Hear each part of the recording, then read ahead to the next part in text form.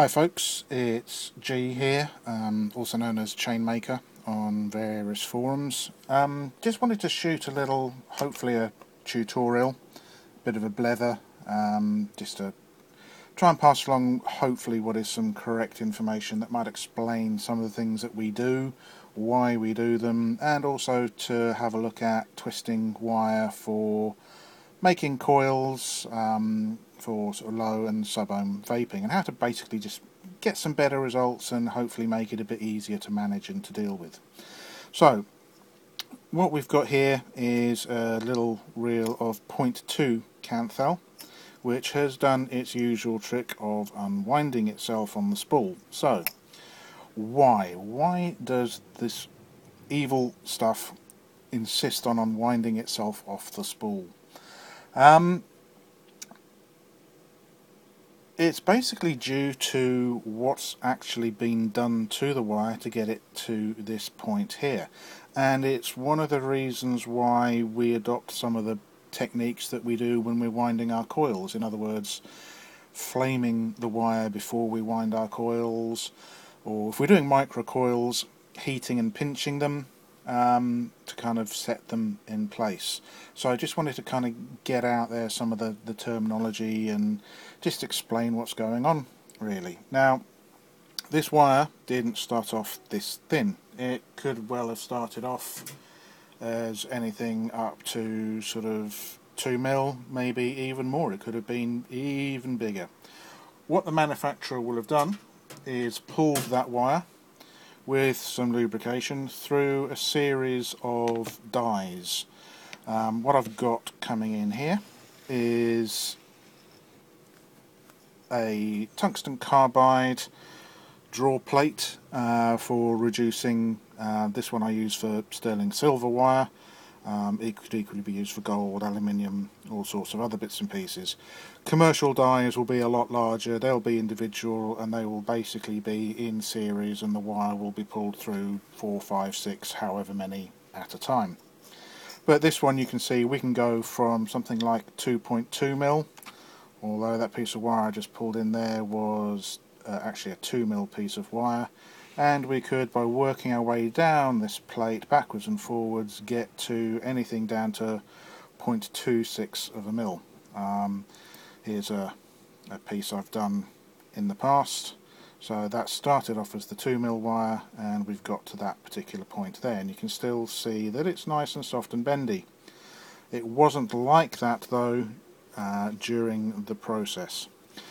When we look at a metal, what we'll find inside is a crystal structure. Just trying to think how best to describe it. Let's just have a little go at drawing. So we will have lots of atoms, molecules, whatever you want, of the metal, all sitting next to each other.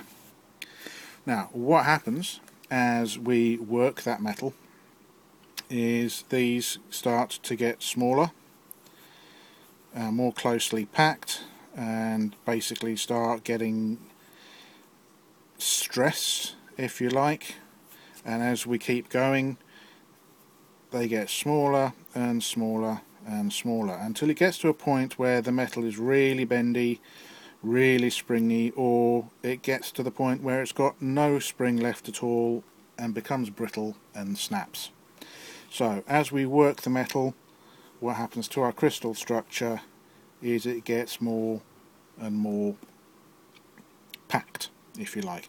You can do this with a paper clip. You can unfold a paper clip, bend it backwards and forwards in the same place, and while it starts off being easy, you'll find that you'll get a resistance. The more you do it, it'll start heating up on that little bend point, and it gets to a point where that paper clip wants to snap. And what you've done is you've gone to this point here until you've reached the limit of the metal. So what we do when we heat up our Kanthal and get it glowing nice and orange, not only are we getting rid of the residues that would have been introduced through the drawing process, the lubrication to allow it to go through that draw plate or those draw dies, but we're also going to be actually annealing the metal, which is effectively changing its structure. Annealing the metal allows us to return it back to that state there, where it's nice and soft and is easy to work with, and it stays where it's put. If you want to know more about the annealing process, and if my spelling will allow, okay, that's it, Annealing. If you wiki that one, it will give you loads of really in-depth information, as well as some basic stuff about the annealing process. So, just as a little sort of visual practical demo, if we take our piece of Kanthal here, okay, so we've got a piece of Kanthal. We're going to just put a little reference bend in. Okay, so we've got that little bend in there. Okay, now if we hold that on this little cross,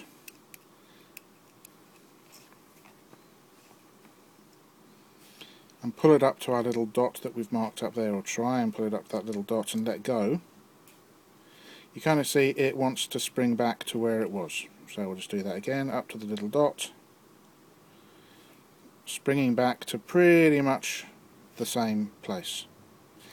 If we now effectively anneal this Kanthal, if we heat it, what we're going to be doing is basically giving the metal back its ductility. We're going to be allowing the crystalline structure to reform, to expand, to relax again, and basically effectively soften up our Kanthal. So, if we do the same thing, take our Kanthal,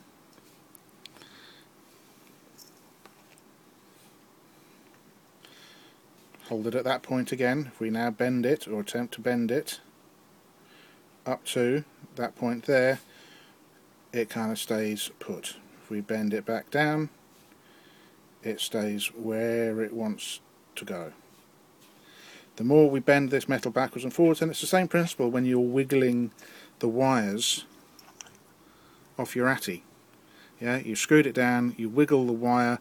What you're doing is you're work hardening that piece of Kanthal at its pinch point.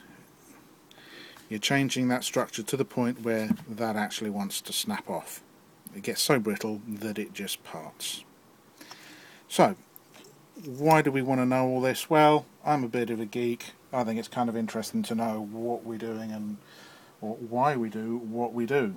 And in this case, heating up our wire. How's this going to help us with coils? Well, let me just cut away and reset the camera, and we'll look at actually making a coil, or not making a coil, sorry, actually twisting some Kanthal wire together. So let me reset the camera. We're going to take this Kanthal and basically get a nice piece of twisted Kanthal wire for doing some low or sub-ohm vaping. So back in a second. Right, so we're back. What are we going to need to actually twist this Kanthal? I've got a hook set up in the bench just off to my left here. Just taking a picture hook, bent it and put it into my cordless drill. This is what we're actually going to use to twist our wire. So you'll have to excuse me a second. I'm going to take our Kanthal, I'm going to hook it over the hook in the bench and just unwind, pull through. That should come back into shot in a second.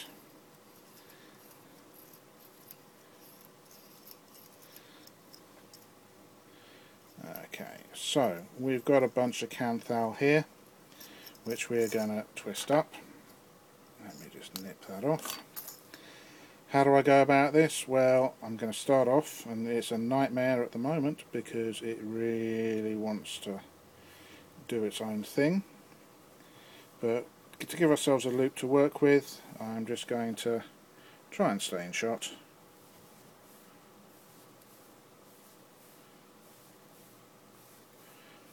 You're just going to twist this wire together up here. I'm just going to bend it over and if I can, just give it another couple of twists.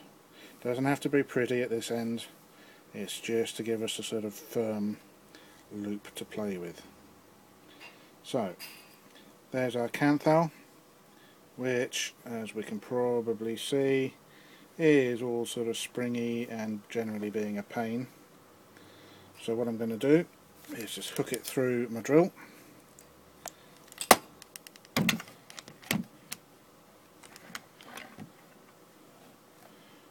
Put the drill down, and that's basically now allows me to hands-free just go over it. And I'm just going to anneal these wires, so excuse me if I go out of shot.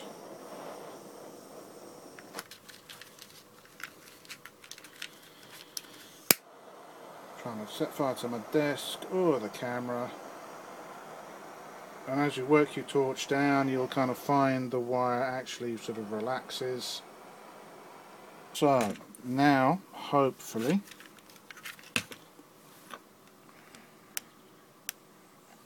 we've got a more relaxed piece of wire. So the secret to, let's move the camera slightly, secret to twisting this wire is we want to keep a little bit of tension on the wire, and we're going to want to let our drill move up as we twist it. As we twist it, the wire is going to get slightly shorter. So we're just going to keep a little bit of tension, not too much, and we're just going to go slow.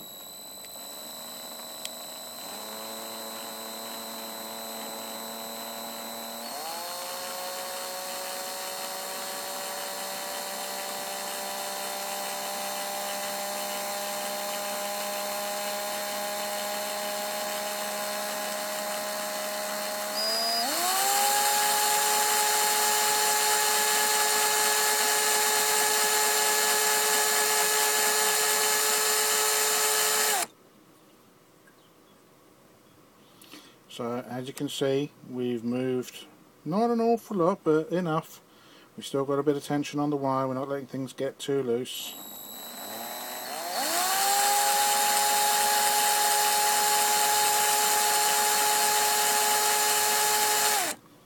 As you can see, we're starting to get more twists in there now. It's looking pretty consistent, it's looking pretty even along the length of wire. We'll just go a little bit more. You can see hopefully that we've moved a bit further down again.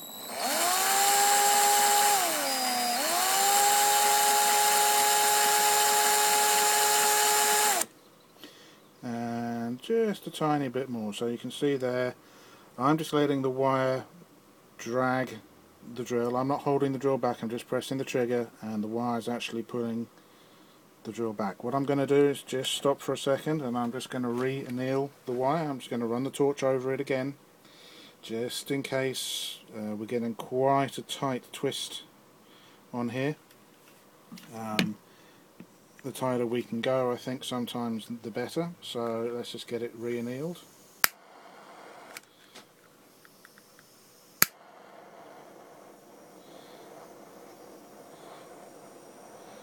What you might see as you run your torch down is as the wire relaxes it kind of spins and twists a little bit. Don't worry about it, that's perfectly normal. Right, so we're back. I've just re-annealed. See where our hook is on the mark. We're just going to give it a little bit more twisting.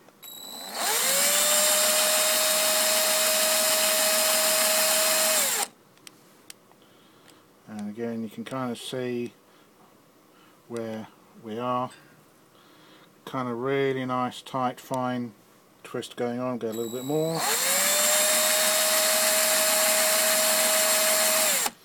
How far do you want to go? How much twist do you want to put on? I have not got any idea at all. I'll let you figure that one out and work it out for yourself. Final thing I'd say is that when it comes to releasing this, don't just pull it off the drill and let go, because you'll sometimes find, I'm just going to see if I can show you here, if we can see, if I was just to take this off the drill,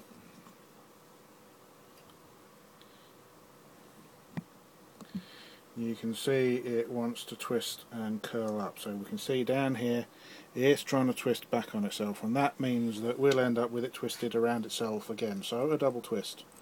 What I'm going to do instead is just come back to our drill, take it off, and just let the wire twist. Hopefully we can see that happening. Just let it untwist itself in between your fingers, and once it's done that, you should find we've now got ourselves a nice straight twisted piece of Kanthal. That's going to keep me going for a good week or two, if not more. So there we go, guys. That's basically just a little bit about annealing. What we're doing, we're resetting that crystalline structure in the metal to make it easier to work with so it doesn't get brittle and snap.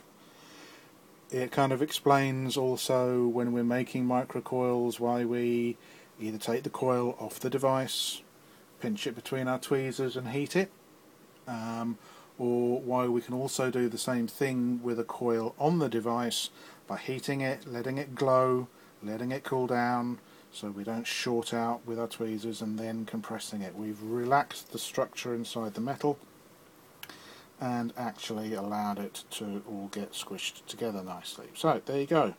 What you will find is you probably want to now anneal this once you've cut it into the length that you want to make your coil, is anneal it again, wrap your coil.